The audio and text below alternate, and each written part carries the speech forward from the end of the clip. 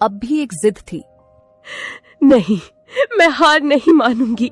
मैं माँ हूँ और माँ कभी घोंसले में बैठकर अपने बच्चों को यूं मरता नहीं देख सकती।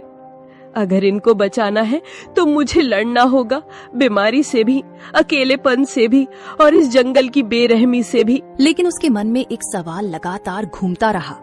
क्या ये कल सुबह मेरी... बिना वक्त गवाए दोनों उड़ चले। जंगल के भीतर झाड़ियों के पीछे एक पुराना सा बिल था। बाहर लगे बोर्ड पर लाल निशान से पता चल गया, यही डॉक्टर का घर है। डॉक्टर साहब, जल्दी बाहर आइए, एक माँ के बच्चे बीमार हैं, बहुत बुरे हाल में हैं। कुछ पल बाद डॉक्टर चिंटू बाहर आए। कितने दिनों से बीमार है? 2 दिन से, लेकिन रात में हालत और बिगड़ गई। ले चलो मुझे, मैं खुद देखूंगा। कुछ देर में तीनों घोंसले पर पहुंचे। डॉक्टर ने बच्चों को चेक कर लिया। ये साधारण बुखार नहीं है, ये वायरल है। बच्चों के शरीर में लड़ने की ताकत नहीं बची है। तो क्या ये मर जाएंगे? मैं कुछ नहीं कह सकता। मैं दवा दूंगा, अगर ऊपर वाले ने चाहा तो बच जाएंगे, पर मैं कोई गारंटी नहीं देता। तुम तो डॉक्टर हो, तुम्हारे पास उम्मीद होनी चाहिए। मैं दवा दे सकता हूं बहन, चमत्कार नहीं। जब शरीर साथ नहीं देता तो दवा भी हार जाती है। अब ये तेरी ममता और भगवान की मर्जी पर है। चिकी जानती थी अब उसके हाथ में कुछ नहीं बचा था। वो निकल पड़ी एक उम्मीद में। वो जा रही थी उस पेड़ की ओर जो जंगल के बीचों बीच सबसे ऊंचा था।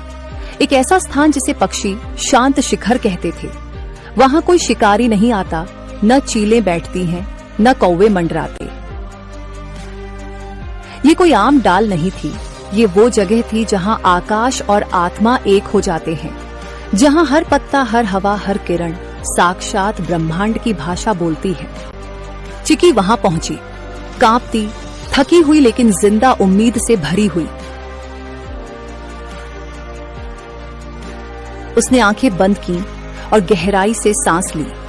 हे ब्रह्मांड, मैं तुझसे मांगने नहीं आई, मैं तेरे आगे झोली नहीं फैला रही, मैं तुझसे लड़ने आई हूँ अपने बच्चों के लिए। उसकी आवाज जंगल में गूंज उठी। मैं एक चिड़िया हूँ, हाँ मामूली, पर मेरी ममता मामूली नहीं। तूने मुझे पंख दिए हैं, लेकिन आज मैं उनसे आसमान नहीं, तुझसे जवाब मांग रही हूँ। क्यों मेरे बच्चों को तूने इस बुखार की आग में झोंका? तू ही बता। उसने आकाश की ओर देखा। उसका शरीर कांप रहा था, लेकिन उसकी आवाज पत्थर तोड़ देने वाली थी। तू सब देखता है ना, तो देख देख मेरे बच्चों की तड़प। अगर तेरे नियमों में न्याय बाकी है, अगर इस जंगल में जीवन के लिए कोई जगह है, तो मेरे बच्चों को लौटा दे, वरना इस शांत शिखर से एक मरे हुए माँ की चीख उठेगी जो पीढ़ियों तक गूंजेगी। बाद उसने आंखें बंद की और गहराई से सांस ली। हे ब्रह्मांड, मैं तुझसे मांगने नहीं आई, मैं तेरे आगे झोली नहीं फैला रही, मैं तुझसे लड़ने आई हूँ अपने बच्चों के लिए। उसकी आवाज जंगल में गूंज उठी। मैं एक चिड़िया हूँ, हाँ मामूली, पर मेरी ममता मामूली नहीं। तूने मुझे पंख दिए हैं, लेकिन आज मैं उनसे आसमान नहीं, तुझसे जवाब मांग रही हूँ। क्यों मेरे बच्चों को तूने इस बुखार की आग में झोंका? तू ही बता। उसने आकाश की ओर देखा। उसका शरीर कांप रहा था, लेकिन उसकी आवाज पत्थर तोड़ देने वाली थी। तू सब देखता है ना, तो देख देख मेरे बच्चों की तड़प। अगर तेरे नियमों में न्याय बाकी है, अगर इस जंगल में जीवन के लिए कोई जगह है, तो मेरे बच्चों को लौटा दे, वरना इस शांत शिखर से एक मरे हुए माँ की चीख उठेगी जो पीढ़ियों तक गूंजेगी।